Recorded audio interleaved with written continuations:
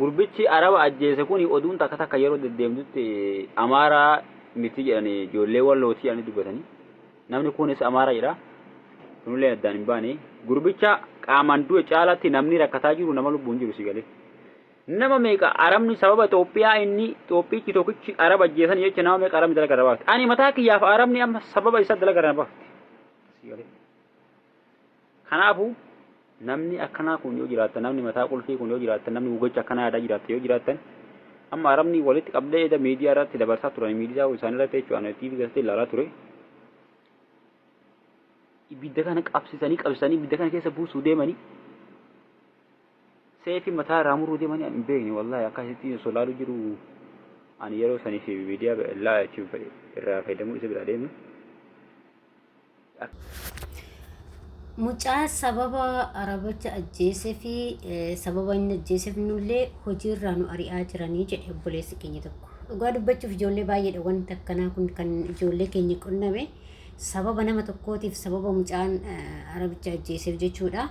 Gurbichi sun jechuudha. Sababa sanii fi ijoollee keenya hojiirraa ari'aa jiranii akkasuma immoo qabaanis akka jabaatee himamee jira jechuudha. Kanaaf ijoolleen as keessa jirtan of eeggannoo guddaa godhaa akkasuma immoo yoo hojiirraallee kan ari'amtan ta'e gara biyya keessanii galuu dandeessanii jechuudha malee adaraa keessan biyya namaa keessatti waan hin taane waan hamaa hin dalaginaa isiniin jechuu barbaada. Ashamaa akkam jirtu hordoftoota kabajamtoota chaanala kootii kan biyya keessaa kan biyya alaa bakka jirtu itti nageenyi waaqayyo isin haa baay'atu akkam jirtu nagaa keessanii nagaa kootii galata waaqayyo isinillee bakka nagaa taatan bakka jiraattan isin jecha egaa hordoftoota kiyya kaa barroonni immoo chaanala kiyya afaaraa taatan sabskraayibii gochuudhaan maamila keenya taa'e akkuma argaa jirtanii mucaan obboleessi keenya tokko waan dubbate sababa mucaan arabicha ajjeesee fi nullee dalagaa irraa nu baasanii jiranii ijoollee baay'ee dalagaa irraa baasaa jiranii adaraa keessan of eeggadhaa namni sammuu akkanaatiin yaadanis of eeggannoo guddaa godhaa jedhe dhugaadha. Sun dhuguma waan jiru jedhanii ijoollee sababa isaaniif ijoollee keenyallee dalagaa irra yaasaa jiru qabaa jiranii ijoolleen bakka bakkatti ijoollee bakka Itoophiyaadhaan hunduma nu soo argan shamara soo argan dhiira soo argan isaan nama ajjeestanii jechaadha bakka takka nu bahe maqaan jechuudha shi ati amaara ta'e Oromoo ta'e dargee ta'e waan feete Itoophiyaadha habashaadha jedhu malee isaan Oromoo amaara maalii kana hin beekan jechuudha shi isinii galee bakka tokkotti nu yaamama waan ta'eef Itoophiyaa jedhamnee yaamamna malee amaara jedhamnee hin yaamnu yookiin immoo Oromoo jennee yaamamnu shi biyya Oromaa kana keessatti Itoophiyaa nu beekanii jechuudha. Kanaaf saba kamiyyuu hoo ta'e nuti tokkumaa jechuudha. Tokkuma garaagarummaa hin qabnu kanaaf tokkumaan nu waamamaa jechuudha. Kan balleesses kan hin balleessines tokkumaan nu waamama jechuudha. Akkuma fakkeenyi yoo biyyi biraa balleessi biyya sun takkitti maqaa dhaamtee namni hundi achi keessaa maqaa dhaamu san akkuma san jechuudha. Qubni tokko aadaa yookiin immoo shama jedhanii ofirraa hin kutan beektanii maaliif si dhukkubanis qaama kee waan ta'eef akkasuma jechuudha shi nutis hundi keenya Itoophiyaa wadhi waan taaneef walumatti nu qabame jechuudha akkuma san. Kanaaf of eeggannoo guddaa godhaa biyya namaa keessattis immoo waan hamaa hin dalaginaa waan isin barbaachisne hin dalaginaa gocha hin taane hin hojjetinaa yoo dadhabdan gara biyya keessanii galaa dhugaa rabbis yoo isin illee tumani haa tumani maaliif isin isaan illee nama tumu malee lubbuu namaa baasuun sun darannoon jedhani kanaaf adaraa keessan of eeggannoo guddaa godhaa qabaanillee jabaattee jirti ijoollee baay'ee qabaa jiranii akkasuma immoo ijoollee keenyarraallee hojiirraallee ari'aa jiran shamarranillee keessattuu ijoollee waraqaa hin qabne of eeggannoo guddaa godhaa.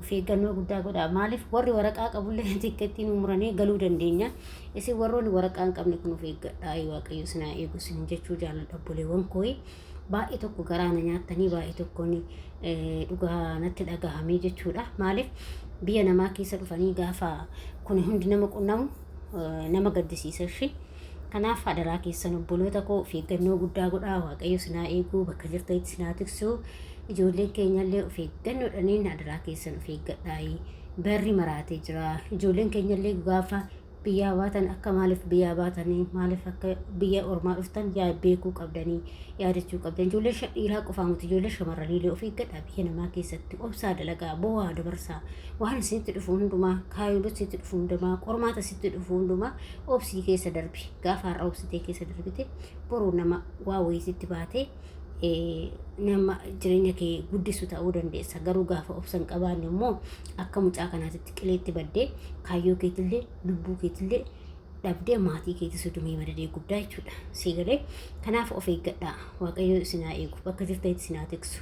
Ishee hundi keessaniyyuu ijoolleen dhiiraalee ijoollee shamarraniillee ani waan isiniidha. Ijoollee shamarraniillee keessattuu ijoolleen haarawaa dhuftan of eeggannoo cimaa godhaa. Laayivii irra hin taa'inaa. Laayiviin jireenya isiin ta'u kan jireenya keessii ta'u karoora kee kaayyoo keetti kan jireenya isii ta'u. Ishee bakka waan baateef san beekuu qabda. Kaayyoo baateef beekuu qabda. Siigalee namni mana namaa jiru mataa qaqqabatee bula waan ta'eef qaqqabadhaa bula. Biyya ormaatii fi haati ormaa takkuma jechuudha. Okkee garaagarummaan qabdu. Kanaaf biyya ofiitiif immoo haati ofii takka waan ta'eef. Kanaaf biyya ormaa keessatti immoo mataa qaqqabatanii bulanii haadha ormaa biratti illee mataa qaqqabatanii bula waan ta'eef akkasitti bulaa malee ol jettaniitu namaa ajjeesuu nama tumuu nama akka biyya fanxartanii akkuma biyya keenyaa sanitti dubbiin hin taatu jechuudha. Biyya kana keessatti nama waa gootee bahuun abadan hin jiru jechuudha. Bakkuma barbaadetu bahuun hin jiru. Si qabaa jechuudha. Kaameraas si qabaa wantoota baay'eetu si qabaa bahuun dandeessu biyya kana keessaa jechuudha. Biyya kana keessaa bahuun hin danda'amu gonkumaayyuu jechuudha. Nama waa gootee bahuun hin danda'amu jechuudha. Innaa kanaaf adaraa keessan of eeggadhaa. Yoo sanuu nama bahaaratinaa jiraatee yookiin immoo daangattii wayiirra jiraatee daangattii sadii cabsee seene ta'e malee bahuu hin danda'amu jechuudha. Kanaaf of eeggadhaa.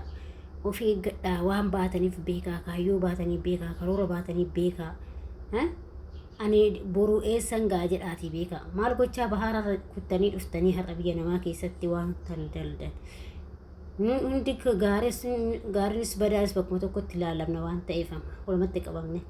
Nama qaan tokkicha nu bahee waan ta'eef adaraa of eeggadhaa. Adaraa waaqayyo isin haa eegu. Kaayyoo baatanii fi wallaalina bakka kaatesanii bakka dhuftisanii wallaalina. Okay? Bakka geessan kana yoo beektan bakkuma kaatan isanillee yaadadhaa. Iddoo dhuftanii isanii yaadachuu qabdan. Maaliif akka baatanis yaadachuu qabdan isin jedha hordoftoota kiyyaa. Kanaadha dhaamsi kiyya isinii dhaamu waaqayyo isin haa eegu isiniin jedha. Akkasii viidiyoo kana waliif sheerii godhaa. Hundi keessanuu laayikis godhaati. Namoota biraan akka gaamee wal gorsina haga danda'ametti isiniin jedha hordoftoota kiyyaa akka irraa of eeddanii waaqayyo isin haa eegu isiniin jedha. Hanga viidiyoo biraatti viidiyoo turtii gaarii yaada fi qeeqoo